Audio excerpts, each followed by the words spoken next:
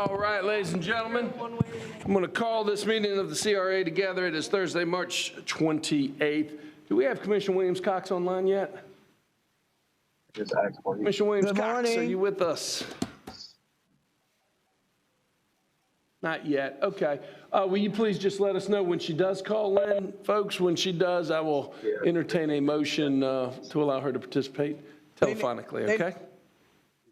We got her?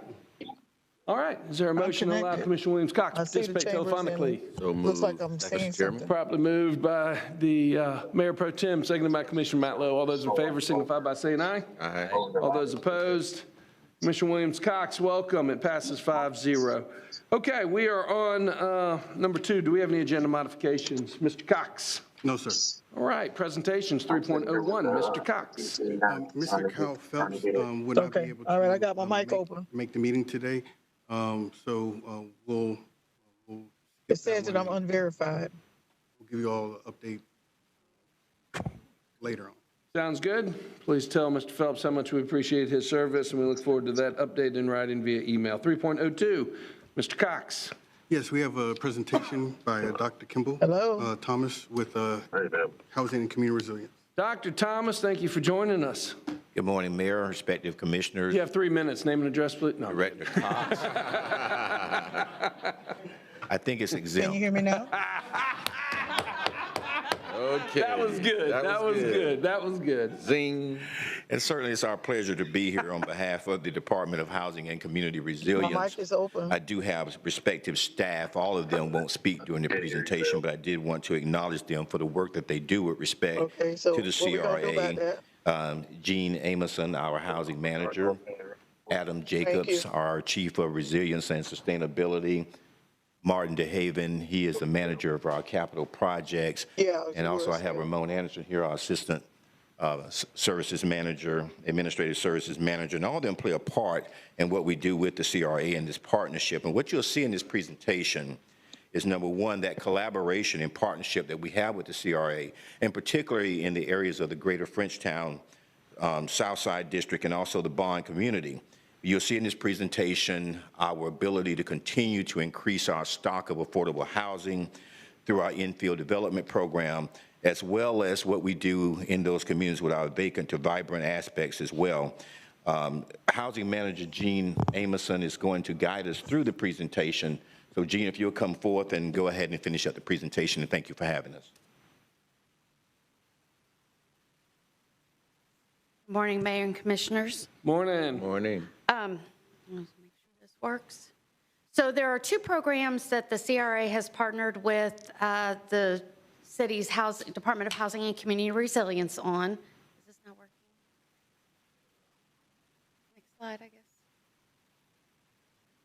And the first one is the Affordable Housing Construction Loan Program. I can go ahead and get moving while they figure that out. It was authorized by the Commission in 2020 to help finance infill projects for mainly targeting these local contractors and developers to kind of give them that leg up, give them that capital to produce a single-family home for resale. It is available to private and nonprofit developers. We've had quite the success with it, and applications are accepted on a rolling basis. Actually, at this time, we are fully capped out, so we're not accepting new ones, but as loans get repaid, then we can accept new ones that are on the waiting list. It's up to $200,000 per project with interest rates that are half of the Wall Street prime. So right now, that's a really good deal. The highest they've gotten is about 4.2%. We expanded it last year with the Neighborhood Affairs Division. Their Griffin Heights Neighborhood First Plan provided funding for construction projects that take place within the Griffin Heights neighborhood, and that was about $600,000. So this is the current status. Oh, I'm sorry. Oh, there it goes. We have 9 currently under construction. 5 have been completed with all the funds dispersed, and then 4 have been sold. We actually have, of those completed, we have 1 more that is under contract, and 1 more just finished here recently and is also under contract. This one on Holton Street sold in September of 2022. It is a beautiful home, and family is very happy with the program. And that developer that built that unit has a second loan with us. So I need to sign out and come back in? So this is where the units are located. You can see they're kind of dispersed Okay, throughout let me do that. the downtown area as well as south side. So we've got a good mix. They're not all concentrated in one area. Mr. Mayor, may I ask? Sure, Commissioner Porter. Just, I'm curious, the home that's sold, can you tell me a little bit more about it, like bedrooms and baths and how much it sold for? Do you happen to know? I believe, I don't have that in front of me. I believe that was a 3-2. It was around 1,100 square feet. Okay, and do you happen to know what it sold for? I believe the sales price it was just under 200. Okay, thank you. You're welcome. The second program that we've partnered with the CRA on is the New Home Infill Program. The CRA provided a loan, technically a loan, to the Department of Housing and Community Resilience to construct 6 homes. We have finished 2 of those. The homes at 801 and 803 Dunn Street are completed. They are absolutely beautiful. We're working with a realtor to market those units. We just met with them, and we're going to get those 2 units sold. The homes are available for those at or below 100% of the area median income. We are going to put out to bid for the remaining 4 homes on Keith and Saxon Street. So our next step, this is actually I believe this is 801 Dunn Street. It is absolutely beautiful. I want the porch. It is just absolutely gorgeous. The Lenders Consortium is helping us with income qualification for the buyers and offering down payment assistance if they qualify for that as well. Again, we're working with real estate management and a realtor to facilitate the sale of these 2 homes, and then we're going to be issuing a invitation to bid for the remaining 4. And, okay, I thought there was another slide after that. But that's pretty much our update. We can entertain any questions that you may have. Thank you. Excellent. Questions? Yeah. Sure, just Mayor real Pro quickly, Tem. Mr. Mayor, have you had any problems at all getting buyers for the homes, getting them into the home? We have quite the list of interested buyers. We have about 80 on that list. A few of them, when we contacted them a few weeks ago, letting them know the homes were finished and ready for sale, a couple of them wrote back and said, hey, thank you very much, but they had already gone through our program to buy another home, actually one of our other newly constructed homes. So there's still quite the list of interested buyers, and we'll be reaching out to them first. Making sure that we get them through the process. We do want them to take a home buyer education course. We believe that's important, especially for first-time home buyers, to make sure they know kind of what they're getting into. If they've never owned a home, it can be quite different than renting when, the landlord is responsible for the upkeep and the roof and the maintenance and the lawn. And so we want to make sure that we get them that help. Okay. Mr. Mayor? Yes. Yeah. I think that would be very beneficial. I see so many of these homes as I ride through certain neighborhoods where they aren't kept up and they look terrible. And so I think that part of the home buyer education process would be very beneficial.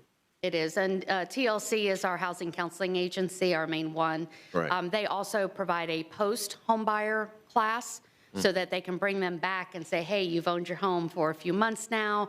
What are you seeing? What are the pitfalls? They can offer them credit counseling to make sure they're keeping up with their finances so that they can save for those capital improvements later on. Right. And then finally, Mr. Mayor, this is home ownership. It is. This is what the American dream is all about. I know that there are some who still choose to rent, but I'm just excited that we're able to provide this home ownership opportunity for residents of our community. And so, Gene, thank you all for what you do. And it's always a pleasure for me to work with you in my role as a board member of TLC and the work that Karen and her staff do. It's just amazing. And I was in a presentation that Christique Henry hosted the other night at FAMU, and we were talking about this very issue of housing, particularly, on the south side of town, was what the topic was about. And a lot of the people that were there didn't know about programs like this.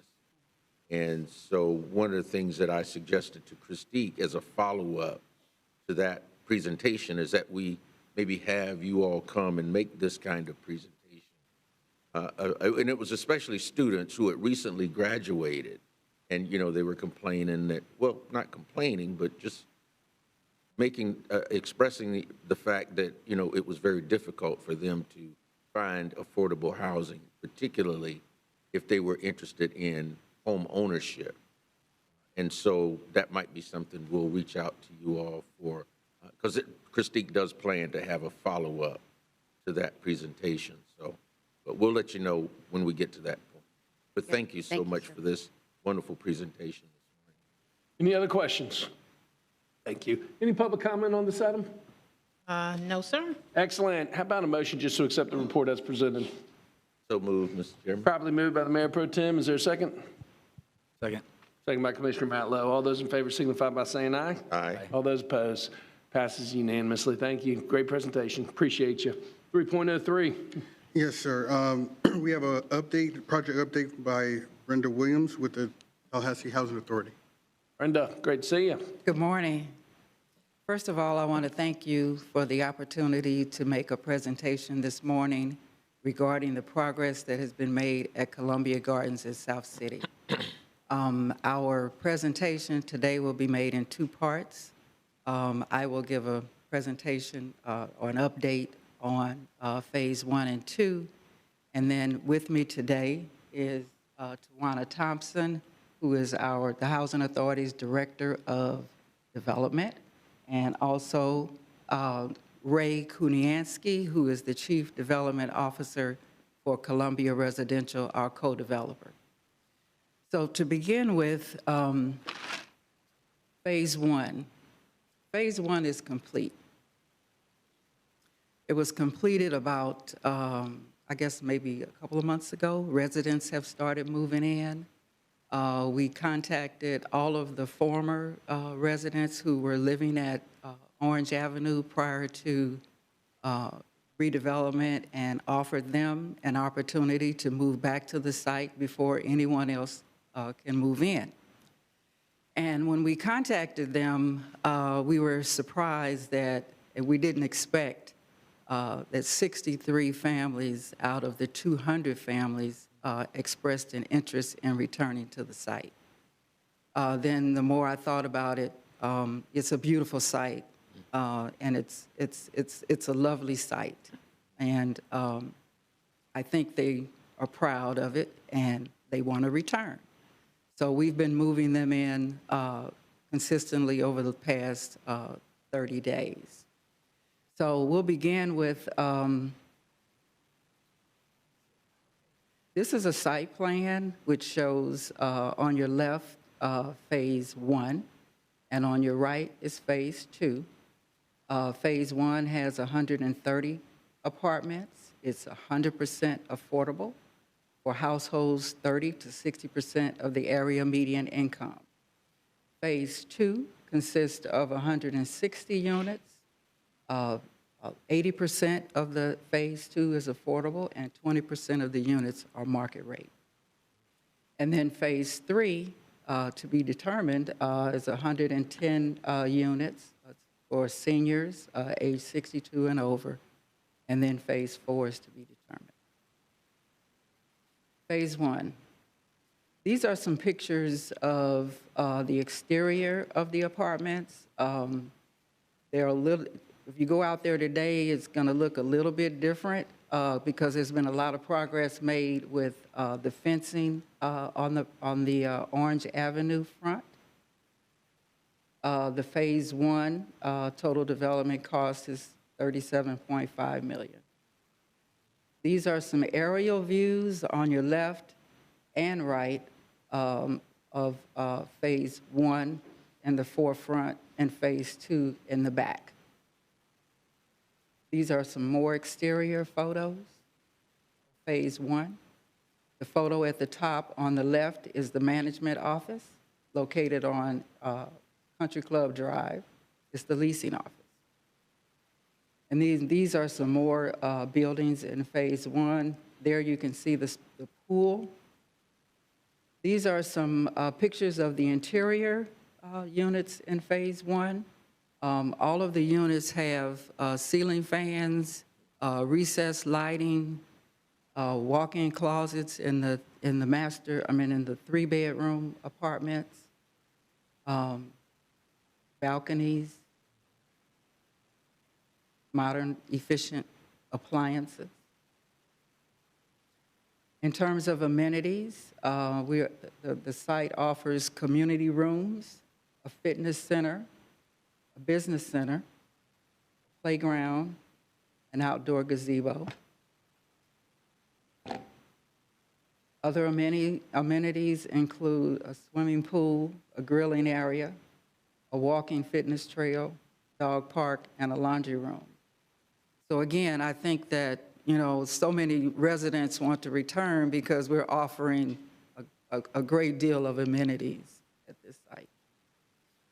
Resident programs that will be offered include an adult literacy program, employment assistance, and financial management. Phase 1, rents. This particular slide shows the different rents that are offered in Phase 1. As you can see, they are very reasonable and affordable. Phase 2. Phase 2 is under construction, and we anticipate that Phase 2 will be completed in June of this year. Both Phase 1 and Phase 2 has been completed. We're moving on schedule and budget for both phases. We're looking at opening Phase 2 up for occupancy in June. This is an aerial view that shows Phase 2 in the forefront. As you can see, it's coming along fairly quickly. These are more pictures of Phase 2, 160 units at a cost of $45.1 million. More pictures of Phase 2. Phase 2. These are some interior pictures for inside the units, and actually the units in Phase 2 are larger than the units in Phase 1. Phase 1, 3-bedroom apartment is over 1,300 square feet. And then in terms of funding for the project included low-income housing tax credits, Freddie Mac, Florida Housing Finance Corporation, City of Tallahassee, Community Redevelopment Agency, thank you very much, National Housing Trust Fund, Leon County, Florida Housing Finance Corporation, units for extremely low-income families, Tallahassee Housing Authority contributed, and then we were required to defer our developer fee for a total funding of $82.8 million. Okay, so the next part of our presentation will be a discussion regarding Phase 3. And to make that presentation, I want to introduce Ray Kuniansky, Chief Development Officer for Columbia Residential.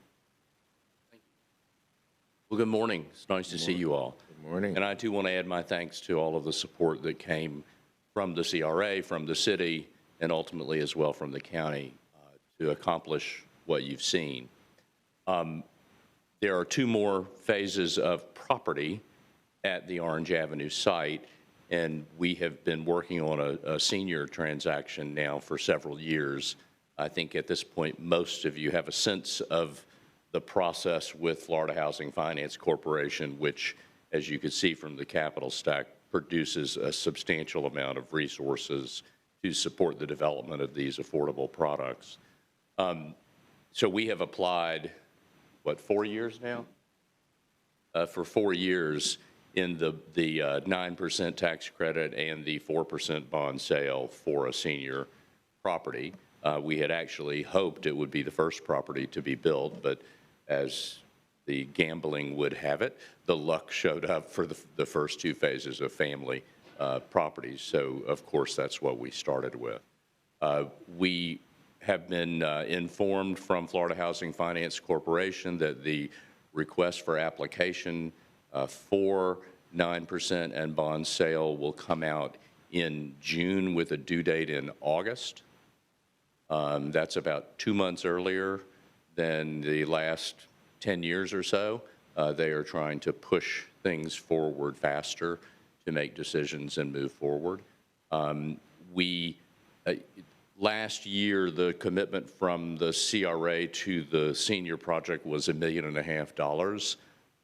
We are in the process of running numbers to figure out exactly what it's going to take in today's world. As you all know, because you experienced it with us, there was a huge run-up in construction costs that occurred as we went through the process of funding phases 1 and 2. That has subsided to some degree, but the total cost to develop has not really come down dramatically since then. We are working with a couple of different contractors to get a good sense of where this will fall. The image on the screen is a property that we completed in Fort Worth, Texas, about 1.5 years ago that is a senior building, and it actually generally would fit very nicely with the architecture of what we've done at the gardens at South City. And so there's some consideration that we may actually repeat that building, which will maybe help us lower our architectural costs a little bit. So that said, where we stand right now is it looks like we have a total of a $3 million gap to complete the financing on a 9% application for the third phase and producing the senior building. We are working to finalize those numbers now because we expect to come back to see you all and make a request, and hopefully we'll have the same support that we've had in the past in order to move forward with this application. And that'll be happening in the next month, given the fact that we're looking at an RFA coming in June with an application actually due, meaning commitments in hand in August. And I want to go back to phase 1 and where we are in the lease up, because I think that's also really important. To date, we have 23 people in occupancy, which has occurred in the last 6 weeks. We have 70 applications in process. Of those 70, 50 are through the housing authority's wait list and returning residents. I've been at this a long time. The national average for probably the last 20 years of people returning to a place like this is about 12%. It looks like we're going to hit about a 25% return ratio, which is pretty exceptional. But I think it has a lot to do with the location and the product. And lastly, I would like to say, again, how much we appreciate all the support we've had from all of you. I know these are not easy decisions to make. It's a lot of money. But I hope when you walk this property, you feel like you see where your investment really is and that you see that it's an investment in the people who will be living there. We're going to be working to schedule a ribbon cutting sometime probably end of April to middle of May. So we'll be in touch to make sure that works with people's calendars because we'd like for you to come and share in the achievement because it's in largely part due to you all. Thank you. Any questions? Are there any questions? None? Any public comment? No, sir. We're all good. Thanks. Motion to accept the presentation. So moved. Properly moved by Mayor Pro Tem. Is there a second? Second. Second by Commissioner Porter. Comments? Thank you, Mr. Mayor. I just wanted to, a couple of things. Actually, I do have a couple of questions, Brenda, if you wouldn't mind. Could you talk about the MWSBE participation in this project?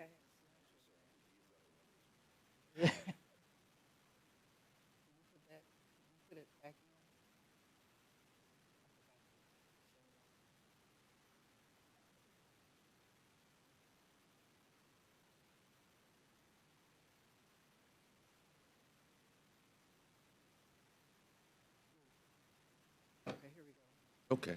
The minority business enterprise 20% goal, we're at 18.77 utilization. And for women-owned business, we're currently at we have a 5% goal, and we're at 14.33% utilization. For a total MSWBE at 14,700,000. That's phenomenal. Thank you all for that. And I know, Brenda, that you had committed to these high goals early on before the project even 45% was the started. goal. Yeah. So that is phenomenal. Thank you all. That was the only question I had, and I and I'm always proud of the fact that certainly I can't take credit for any of this alone, but it was conversations that I had with Brenda when I came to the commission about the condition of Orange Avenue apartments at the time and her vision for revitalizing and redeveloping that housing project. And, at the time, South City was not in the CRA district. And so as a result of our conversation, it led me to begin to advocate for South City being included in the CRA district. We were able to successfully accomplish that, of course. It took a little while with some resistance, unfortunately, but we got it done. And you can see that it was because of that effort that we were able to get this project off the ground, and what we were able to contribute, to the project in terms of the funding has made a difference. It's a small amount, but it certainly has made a difference in making this project happen and come to fruition. And so every time I pass by there, my chest swells because I'm so proud of that effort and just how beautiful that is, the project is, and it's going to be transformative for the south side of Tallahassee, and especially in light of the other many projects that we've got scheduled, like the transit center and the park and the $30 million that we just approved for redevelopment of the fairgrounds, and Magnolia Oaks, of course, wouldn't have probably happened without that CRA contribution. So we've got some good stuff happening, and I'm proud of what we're doing. And Brenda, thank you and your staff, and Ray, thank you for what you all have done to make this happen in partnership with all of the other entities that have played a role in this.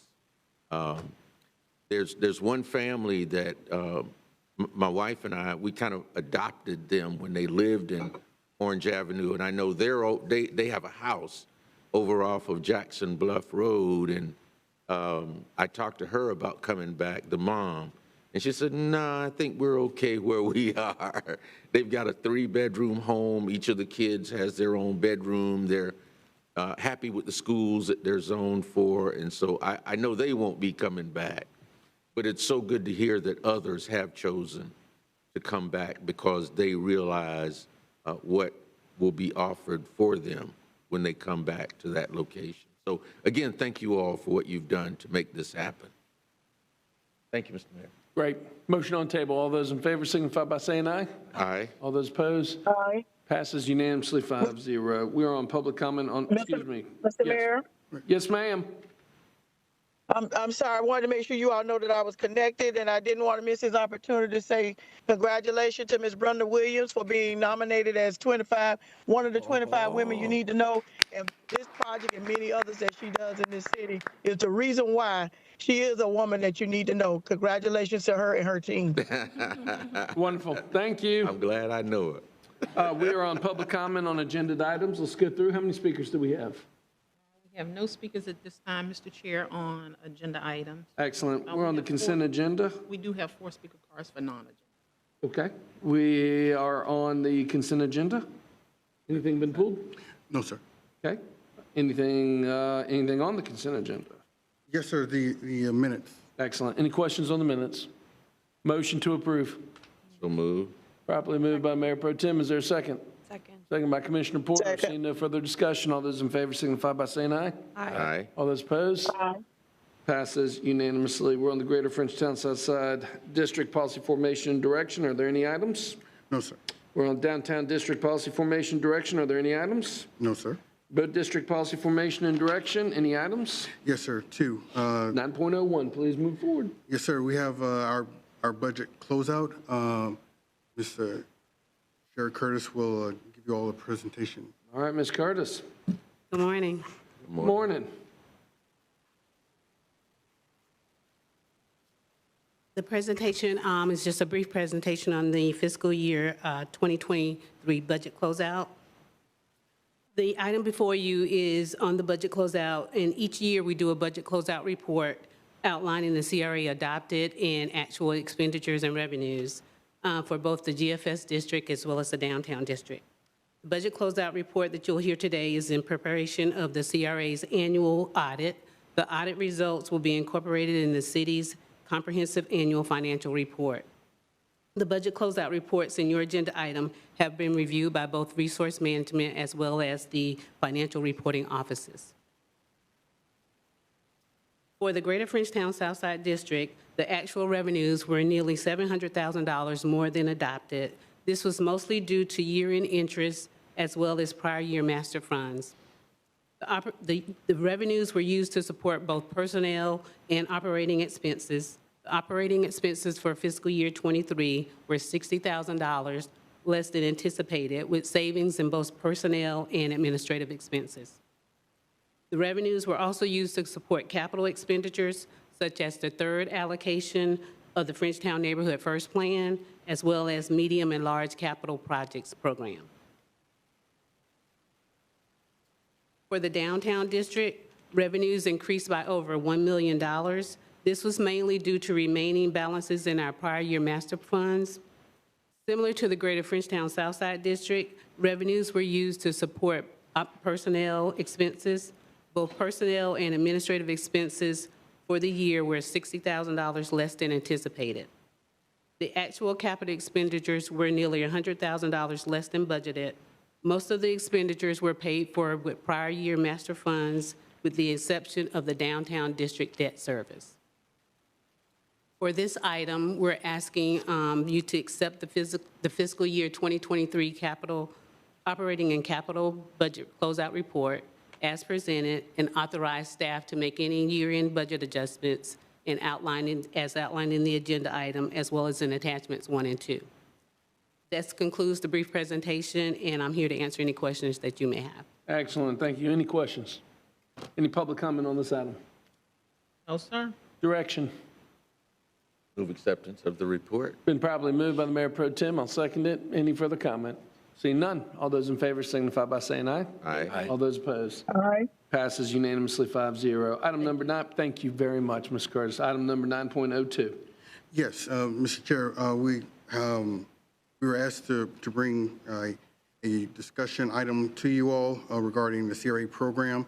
To give you all a brief history or background, in 2020, in 2010, the CRA developed the Downtown Retail Incentive Program. A year later, we expanded that beyond downtown to include Greater Frenchtown Southside. The maximum award was $50,000. It was a prime interest rate, maximum 10-year term. We had 7, I believe, applicants over the 4 years that the program was in existence. I believe 5 were paid back, 2 were not. One, we ended up writing off about $9,000 and taking back some equipment and selling it to recoup our funds. The other one is a outstanding. We are receiving payments periodically, but that is well past the due date for that loan being resolved. But as far as the program was suspended in 2014, so we stopped at that time giving any more loans. The staff has researched. Currently, there are no other CRAs across the state that are doing a loan program of the kind that we had at that time.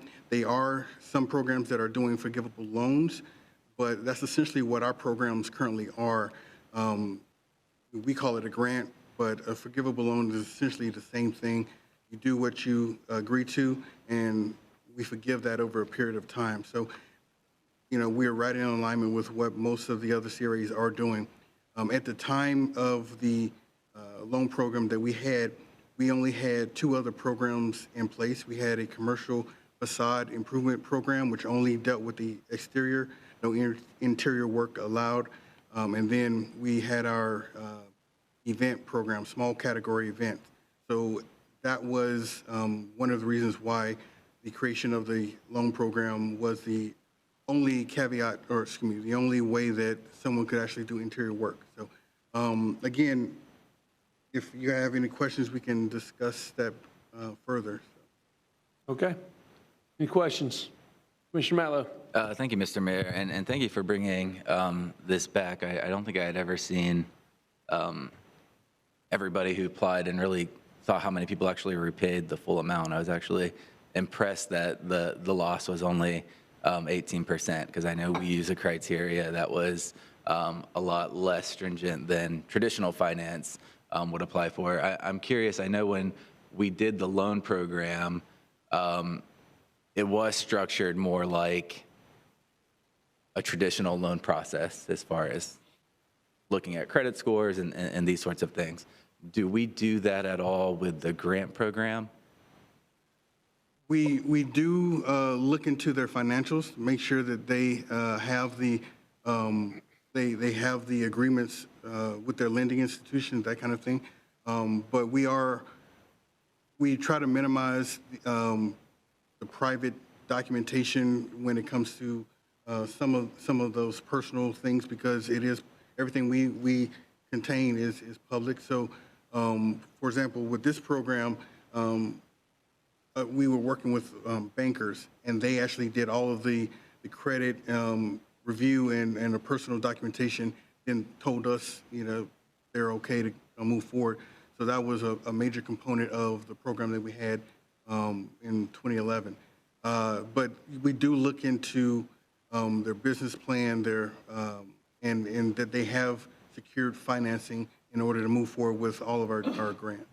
Okay, and we talked a lot about kind of refining the grant programs, including the interior improvements, kind of resetting the criteria and those sorts of things.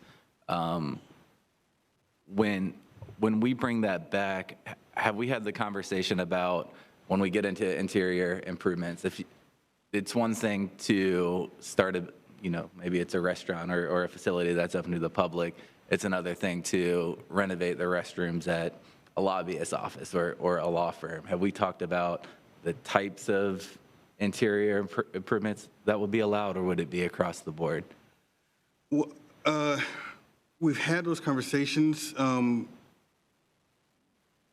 A lobbyist office, we would consider just an office. So if you wanted to do renovations to your building, then you would be eligible under under the proposed program, because we would treat you just like any other office. Again, if it's the improvements to the facility, to the building, the structure, the things that cannot be removed and taken with you, those kinds of hardwired elements are covered. The furniture and things like that would not be uncovered, and we don't currently cover those items in our current program. But we would say that we would prefer, more traditional retail or commercial uses, but it would be, you could apply, and then we would evaluate it once you did apply. But we have not looked at it outright saying no to certain items. There are certain businesses that we don't necessarily think are as effective in contributing to the community. So, vape shops, liquor stores, pawn shops, those we wouldn't necessarily recommend. We have been talking with legal to make sure that, can we outright say no, or do we have to allow them to apply and then kind of evaluated at that point. So we have some flexibility in establishing that if there are certain business types that we don't want. So we definitely could do that if that is something that you all are interested in. And Mr. Mallow. just as we further the conversation of which way we go on this, I have huge concerns of putting $200,000 into a privately owned facility that doesn't have any type of retail component. If, they're going to redo their plumbing and do something and resell it, that doesn't really add value, doesn't really increase value within the CRA district, doesn't really generate anything for us. It doesn't drive people, economic development into the area. So as we contemplate, I'm not against using funds for interior improvements to an extent.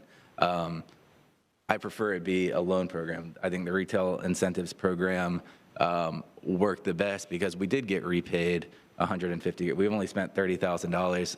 My business is one on here. There's at least one other business I know that's still operating 12 years later, and I think most of these businesses were in business at least 5 years. So I think it was tremendously successful to say the actual cost to the CRA was only $30,000, and we had 7 businesses that have generated multiple millions of dollars in economic expenditures in our community. So I think the success of this program can't be understated, but if we're going to transition towards loan programs only, I'd like to see kind of the data we have on any grants we've given out, who's still in business, and what the criteria were. So I know as you're working on, I don't want to move forward with this, but I want to keep it for consideration as we develop the other program to see what makes the most sense. But I won't be in support if we get to a point where the dollars aren't really generating the impact in the district that we're looking for.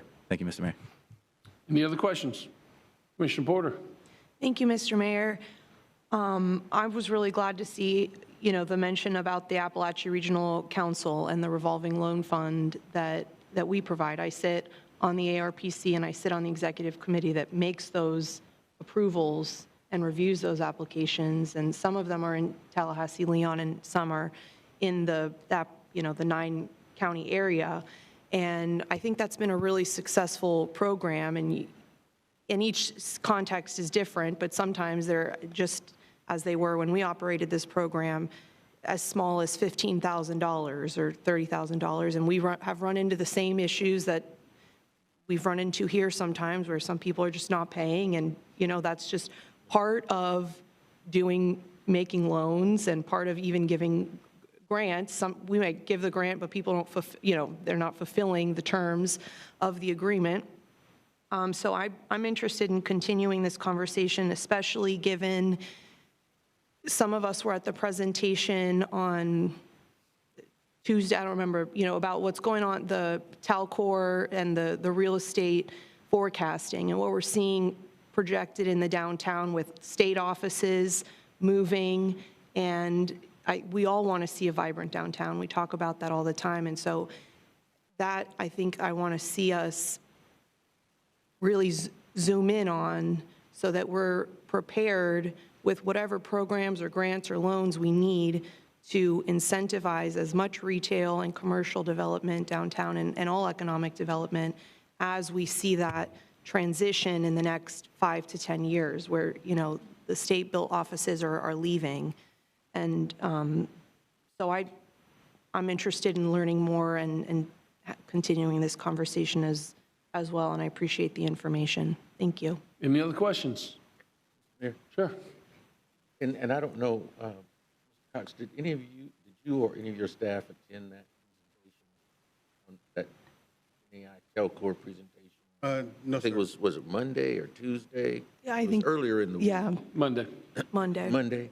Yeah, but it was phenomenal. I mean, it was very enlightening in terms of what is projected to happen in downtown Tallahassee as the state moves these older, decaying state office buildings outside of the downtown area, and we've got to be, as you mentioned, Commissioner Porter, we've got to be prepared for what is coming, and how we're going to, or what the design of our downtown will be once those state office buildings are gone. Do we want hotels? Do we want, and we've talked for years now about this, walkable downtown, which we still don't have at this point, but that might be the opportunity as we go forward to develop that. And so I agree with you wholeheartedly. That we need to see where we're going in the next few years for our downtown area and how the CRA can be involved in that process. I don't know if they have a copy of the report that they did or the presentation, but you might want to inquire through Talcor or the chamber and see if you can get a copy of that, just get an idea of what is anticipated to happen over the next probably 10 or 20 years in the downtown area. Thank you, Mr. Mayor. Excellent. Any other comments? Great. Motion to accept presentation. So move. Okay. Second. Probably moved by Mayor Pro Tem, seconded by Commissioner Porter. All those in favor signify by saying aye. Aye. All those opposed? Aye. Passes unanimously. We're on unagended speakers. Okay, thank you, Mr. Chair. We do have 4 speaker cards at this time on unagenda items. I'll ask that you give your name and address for the record. We have a speaker card from Mr. Jay Morrell, followed behind Mr. Alan Hanstein, followed behind Ms. Jacqueline Porter, and finally concluding with Ms. Priscilla Hawkins. Excellent. Name and address for the record. You have 3 minutes, and we'll let you know when you're at 30 seconds. Good morning. Jay Morrell, 1458 South Monroe. Just wanted to come this morning and give a brief update on the progress with Early's Kitchen that the board so graciously supported. We can finally see a finish line. We're nearing the end. It's been a process, but like I said, we're getting there. We're in the process now of receiving final inspections, approaching the CO. And then after that process with growth management, we'll report to the Department of Business and Professional Regulations to get our restaurant license back and approval from them. And hopefully within the next 45 to 60 days, we'll be ready to cut some tape and get back to work. But we are very appreciative, and we can finally see the finish line. Just wanted to give that update. Thank you, Jay. Thanks for investing in Tallahassee. We Sure. appreciate you. Well, I appreciate it. And the City of Tallahassee has backed me and my family for years. As a matter of fact, the loan program that you all were just speaking of in 2014, we were a recipient of that. Saw that. But we were one of the ones that paid back. Let's get that clear. And we've done facade grants in the past. Yeah. And we really appreciate the commitment from the city and the CRA board, and we committed to the South Side, and we love the South Side of Tallahassee. Yep. My wife and I live on the South Side. Our business is on the South Side, and we want to continue to improve the South Side. Thank you. Excellent. Get a question. Sure. Before you go. At one point, you all had mentioned the possibly putting a hotel where Earl has his car wash. Is that still something you all are contemplating? I noticed that garage is closed now. It's definitely an aspiration. Okay. But what this project has taught me that, nothing works on my timeline. So, of course, we'll have to grow into that. Okay. We're steady taking steps to fulfill that commitment. We're members of the National Association of Black Hotel Owners and Operators and Developers, and we have a national convention coming up in July. So we're readily active and learning the business and learning what it takes. But yes, sir, that is still on the radar. And Mr. Mayor, if you all haven't had a chance to see the building, it's nice. It's really nice, and it complements everything else that's happening in that corridor. And so thank you all for the commitment that you've made and the investment that you've made also in the south side of Tallahassee. Well, I appreciate it, and if I can cut out cable in my home and keep my wife off of HGTV, maybe we can stop the bleeding. We won't tell you said that. That's all right. Come on, man, you know we're televised. I can take it. All right. Thanks, Jay. Thank you. Our next speaker, please. Thank you, Alan Hanstein, followed by Ms. Jacqueline Porter, followed behind her would be Ms. Priscilla Hawkins.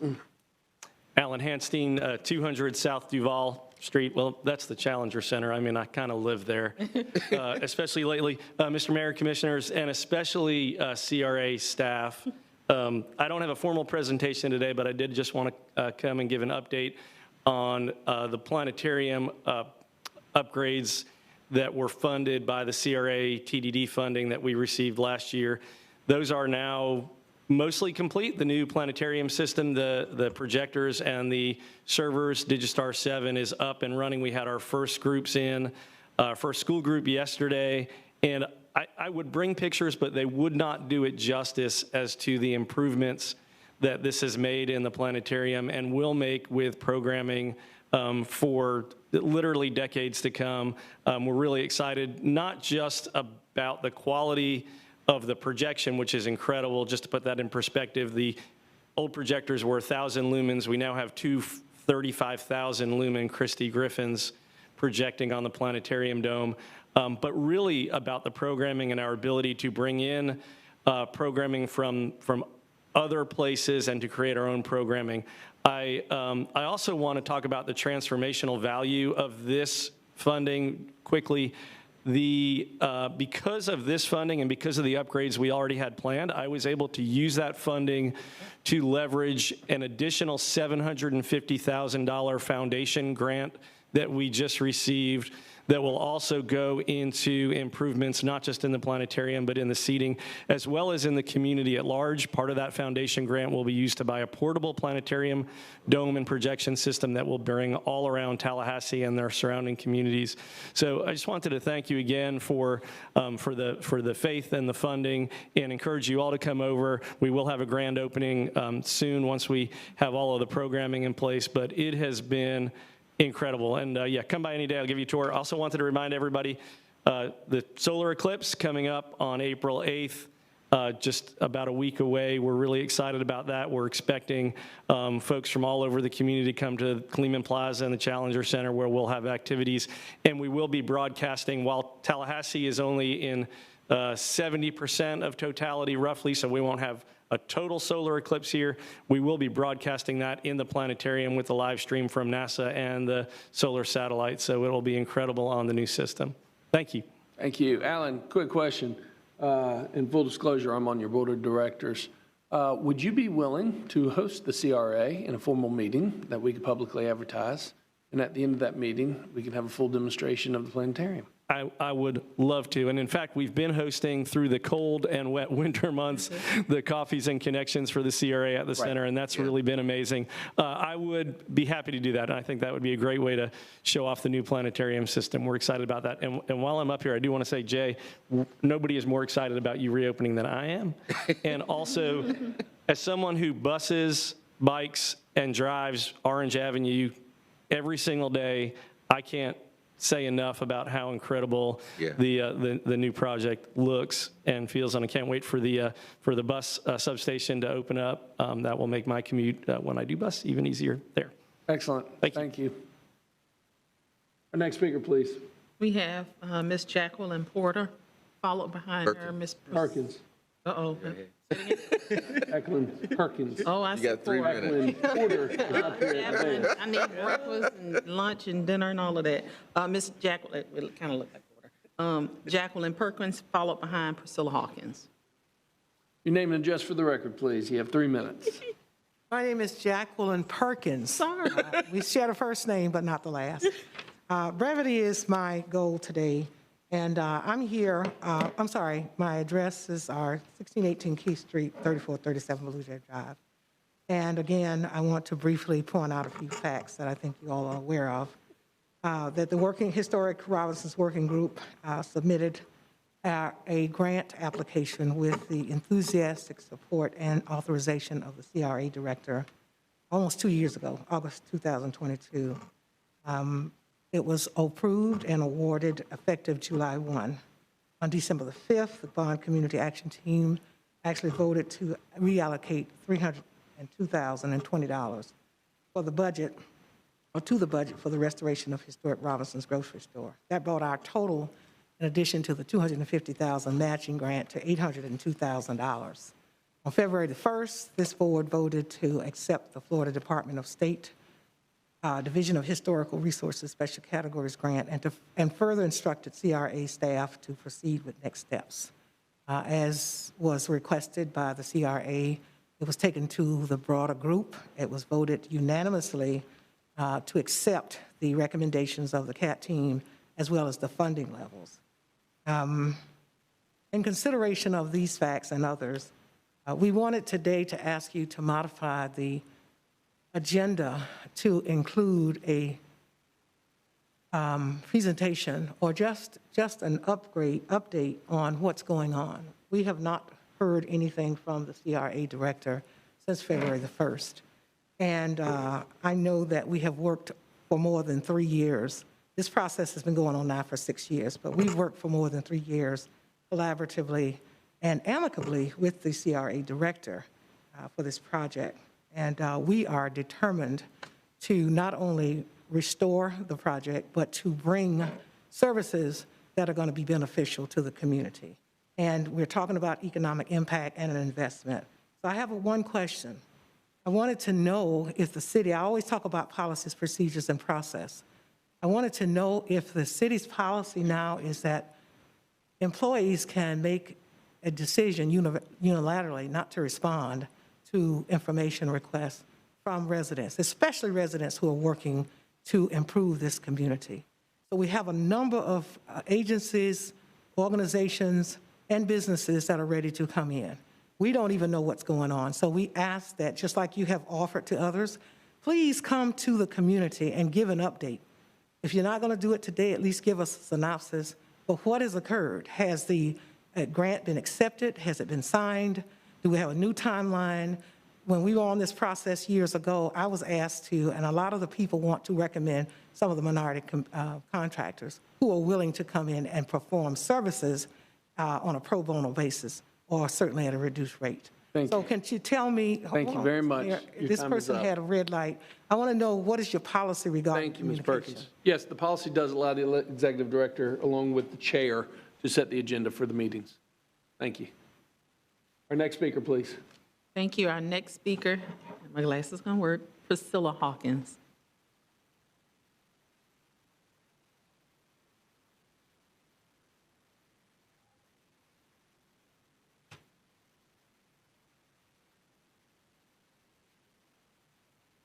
Name and address for the record, please.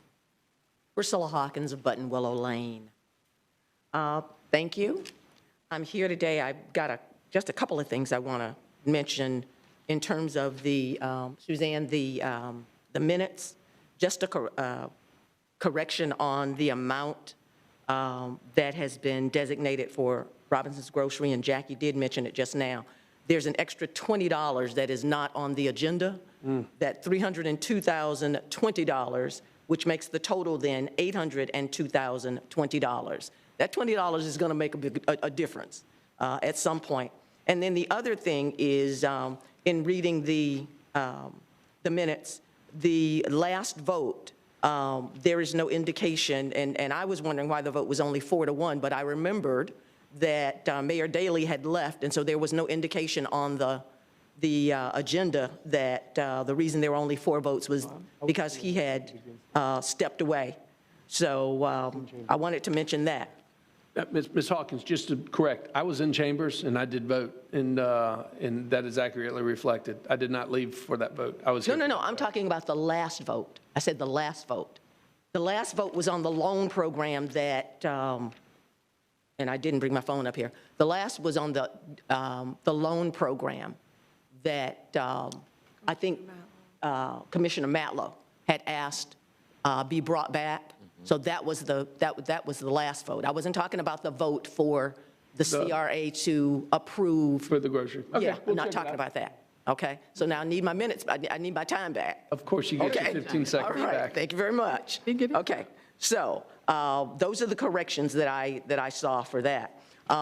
What I did want to ask, though, is another thing that was done at February 1st meeting was Commissioner Porter had asked that there be an update given to her on how the CRA is working with the community. And so, you know, I'd like to know, too, because right now, other than the little bit of information that we get from Neighborhood Affairs, we've heard nothing. I've made several calls.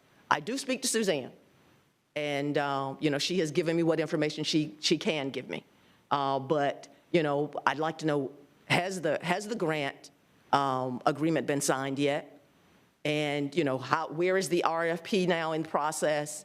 You know, again, we gave and will continue to give our time, our dollars, using our vehicles and everything else for this because it is important to save Robinson's Grocery Store. It's historically a landmark that needs to stay. And there are no historic district structures in Bond, and we want that to be the first.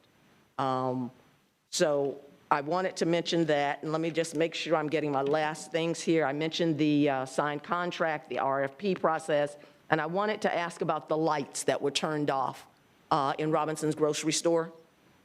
If they have been turned back on, there are a number of small things that can be done rather than turning the lights off from the switch in order to make sure that the building is not in darkness and then be a place where crime can take place under cover of darkness. We are asking that something as minor as a timer on lights so that there are lights when there's darkness in the building, or something similar to that. There are small things that can be done, and for $170 to maintain and keep it's $170 a month for electricity. The electricity has been on since the building was bought in 2019, December of 2019. And so for those lights to continue to stay on for a historic treasure is not a lot. And we already have $802,020. $302,000 of that is additional money that was reallocated. Hawkins. Thank you. Your time is up. Okay. Appreciate you. All right, thank you. Our next speaker, please. That concludes the speaker cards that I have for unagenda speakers. Great. Sharing of the ideas. Commissioner Porter. Thank you, Mr. Mayor. I was wondering, Mr. Cox, if you could give us a brief update of where we are, especially since it seems that there's another grant that they're interested in applying for, and I want to make sure that we're where we need to be at the very least so that we can apply for that. Absolutely. Where we are right now, on February 2nd, the CRA, I signed the agreement, sent it to the state. The state signed it on the 5th and sent it back to us on the 8th. So we received the signed document on the 8th of February. It's in our records, ready to go. So we've been moving forward with the RFP process. Been working with procurement. It's been drafted, and procurement's reviewing it now so that we can, if we need to make any corrections before putting it out there, but they're reviewing it now. I think in the next week or so, we should hear back regarding if we need to make any adjustments or tweaks to that RFP before it goes out, and then we'll go from there. And again, the purpose of the RFP is to hire the architect that will be doing the design as well as the architectural consultant. So they're going to be supervising doing all of the renovations as a requirement by the state for this grant. Regarding the other grant, so it's essentially the same grant but a new cycle. One of the elements of applying again is establishing the scope of work. And what I would say is we're not in a position to determine the scope of work until we have completed construction documents. That was something that was not done during the first time around because it was a request from the community. It wasn't established by us. We would have worked that out before we would have applied because we need to have, kind of an accurate accounting of what needs to be repaired. If the work that needs to be done to make the building ADA compliant or city code compliant is different than the scope of work that was agreed to, we are able to modify the agreement, but it's basically kind of like one-time kind of thing. So we're not considering modification until we get back those construction documents, and then we can establish what can go in phase 1 and what would be something that can go in phase 2 once we reapply. So what I would say is we would not apply in June of this year. We would wait and apply for next year once the once the architectural plans have been done, so that we have accurate understanding of what will be in phase 1 and what will be in phase 2. Okay. So correct me if I'm wrong, what I hear you just say is that we're kind of catching up and we're just not going to meet that deadline, essentially? Well, what I'm saying is to apply for another grant? So it's essentially the same grant. Right. The difference is, and what we've heard from the state, you can apply, but you have to establish what is going to be different, what's going to be in the scope of work for this grant versus the first grant. And what I would say is, what was in the scope of the current grant may need to be modified depending on what the architect shows us. Depending on if the structures is worse than we may assume, or if the porch or the railing, whatever it may be, we need to establish what repairs are needed for the building and then figure out how that impacts the scope. And that is going to be something that we probably won't know until after the deadline of June for this funding cycle. And so I don't know how we do a new application without knowing that information, in time for applying. Okay, thank you. On point. Cox, could you address the utility issue? Yes, so Ms. Hawkins had mentioned $170. So we were paying roughly $170 a month in electricity bill. When I went into the building in January to take some pictures, there was a beep from I think the alarm. There was an old alarm system, whatever. Just was beeping. So I turned that off. And what I did notice was that people were plugging up to the outlet that's on the outside of the building underneath the porch. So I turned off everything. I turned off all of the lights from the breaker to stop generating the bill, but also for safety and security. When if people are going up there plugging in, then they're trespassing, and then there's a liability issue on our end. So that was one of the reasons why I decided to turn it off. Now, yes, I did not ask any of you all if you all wanted me to or not, but I did think that it was prudent that we turned off stopped the paying that bill if we didn't have to. Anytime that we need to go in the building to take pictures or anything like that, we can always turn the power on. The power is still active, it's just not on, so we don't incur those costs. So is that everything? Yeah. Okay. Commissioner Porter, you still have the floor. That's all for me. Commissioner Matlow. Thank you, Mr. Mayor. Just a follow-up on the timeline. So we expect, I suppose, if the procurement goes well in the next few weeks, it'll go out for RFP. Yes, sir. And can you speak to kind of the procurement process, it coming back, when we'd award the contract, and how long it would take to have? So, and again, this is my understanding of procurement. With this type of solicitation. So I think it's going to be about a month that it'll be out, waiting to receive bids. Once we get those bids, if there's any comments from any of the applicants basically saying, hey, can I tour the site or anything like that, then we will set up an opportunity for all of the applicants to tour the site if they require further information.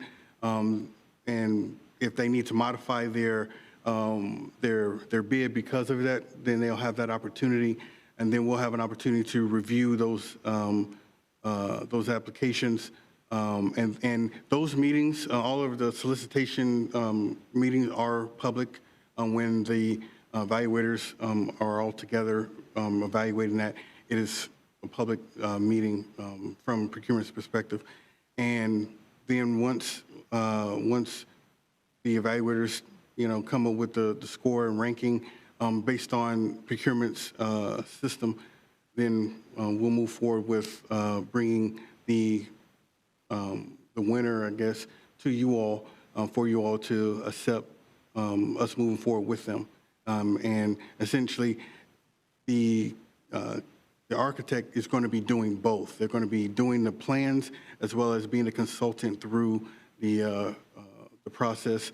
And then we would have to do another RFP for the actual GC that would actually be doing the work. And again, that's where we'll be looking to make sure that NWB, are able to do the work. The architect is kind of a specialized because it is historical preservation. It's a little different. It's kind of a niche, expertise, but general contractor would definitely be able to do it, especially with the help or assistance of the architectural consultant. Thank you. On the lights aspect, I am concerned about the darkness in the area.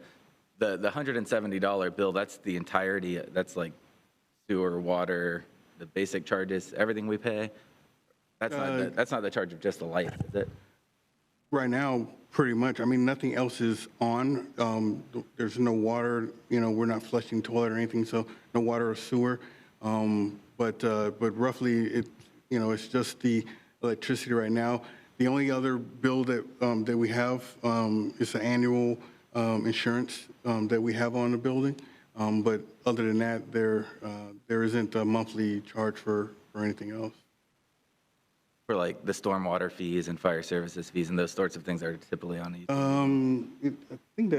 I think that's all covered. I think that 170, and again, it fluctuates a little bit, but the 170 was kind of for all of the utilities. Okay. I would prefer we get the lights turned back on. If we have to disconnect the outlets outside, have an electrician take those off, or if there's an individual breaker, just for safety of the area. I understand the concern of inviting people to trespass, but just the broader, just having lights in a community. I think, anytime you have that type of darkness, it also invites trouble as well as the power. So my recommendation would be we turn the external lights back on and cut all the other power that we can. Are there external? On point, Mr. Mayor. Sure. Commissioner Williams-Cox. Are there not street lights in that area? Yes. Yep. $170, I mean, it may not seem like much to some, but since we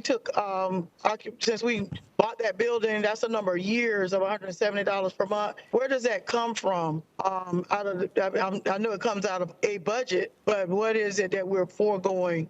And if there are street lights in the area, and I've heard no one else in the community complain about that, I'm just concerned that we are trying to fix something that may not be an issue just because the lights went out in one building. There are lights in the community. Commissioner Matlow, you still have the floor. Thank you, Mr. Mayor. And Commissioner Williams, my understanding is $170 is the totality of it. It's not $170 to run lights, just the lights. I mean, when we look at the entire bill. I mean, I know when I look at my bill, my lights are a very small portion of what we're actually paying. But I do think it is our property and our decision, and I think more lights, the better. So I'd make a motion that at least what's visibly, the lights that are visibly from the community standpoint, we keep on. Again, All right, Mayor Pro Tem. Mayor, I guess the question that I would have, first of all, have there been any intrusions into the building?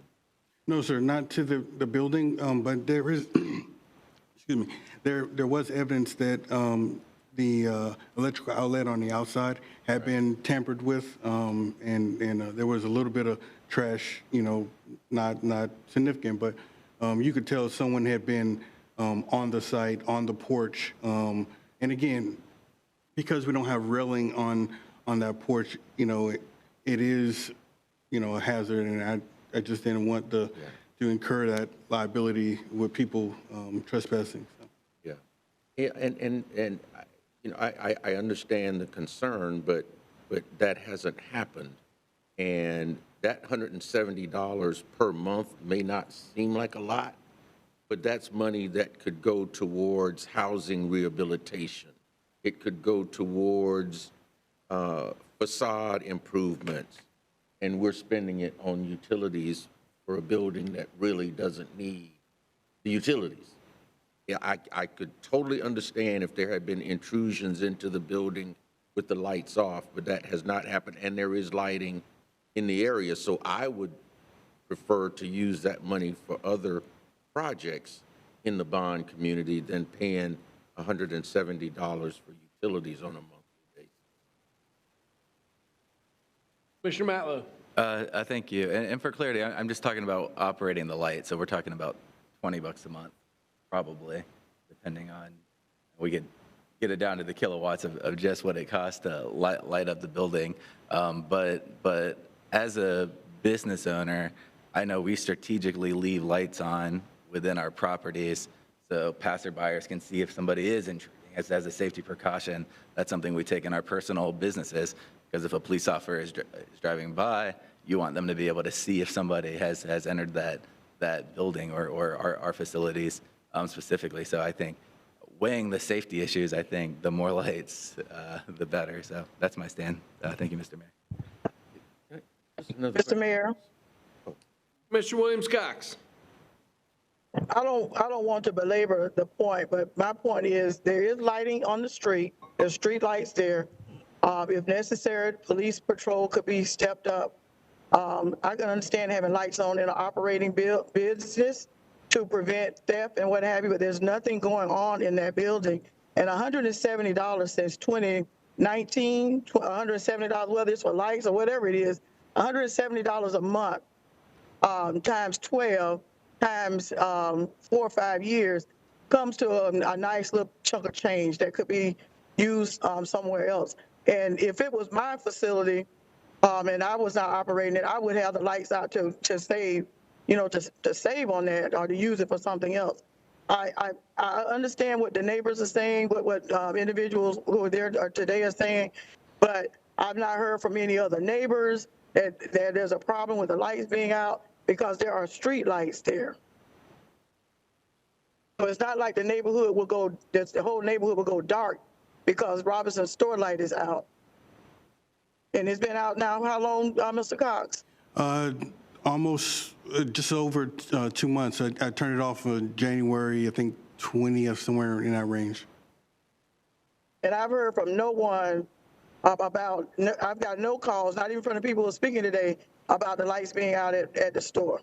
So, I think people are assuming that there's nothing going on there, that there should not be any lights there. Right now, it's a property owned by the CRA and work to be done on it. I think that as we do what we're going to do with the building and bring the lights back when it's time to do the work that needs to be done. In the meantime, we've got to be good stewards of the funds that we have, and we've gone over and beyond to make sure that this building, becomes the best that it can be in the community. So I cannot honestly support continuing a utility bill that we've had for all these years at $170 for what we're calling safety, because we have streetlights. Okay. Commissioner Matlow, anything else? Commissioner Williams-Cox, you have the floor for the sharing of ideas. The motion was on the floor. Oh, I'm sorry. I did not hear that. You made a motion. Yes. Will you restate that motion, please? Yeah, the motion was to restore the lights that are visible from the exterior. Got it. I'm sorry. Is there a second to that motion? Yeah, I seconded All right, it. motion has been made by Commissioner Matlow, second by Commissioner Porter. All those in favor of the motion signify by saying aye. Aye. All those opposed? Aye. Nay. Motion fails 3-2 with the mayor, Mayor Pro Tem, and Commissioner Diane Williams-Cox in dissent. Okay. Commissioner Williams-Cox, you have the floor for the sharing of ideas. I just want to say thank you all, and have a happy Easter, happy Passover, whatever your faith is. We're traveling to Gainesville, so I'm going to get off this call and pay attention to the road. Be safe. Mayor Pro Tem. Thank you, Mr. Mayor. And I would like to ask Mr. Cox if he would maybe periodically check on the building, to make sure that there has not been any intrusion, and if there's evidence of that, maybe we can reconsider the issue. But yeah. Absolutely. No, sir. I drive by a couple of times a week anyway, but yes, sir, I will definitely continue. Okay. All right. So other than that, I don't have any. Thank you. Mayor. Mr. Cox, on Robinson, am I still under the impression that we do not have a sustainable business plan moving forward? No, sir. We have no idea what's going into this building once the renovations have been done. There's some ideas. There's ideas, but nothing. But no business plan. No, sir. Nothing in perpetuity of how we're going to support this. No, sir. Okay. We stand adjourned.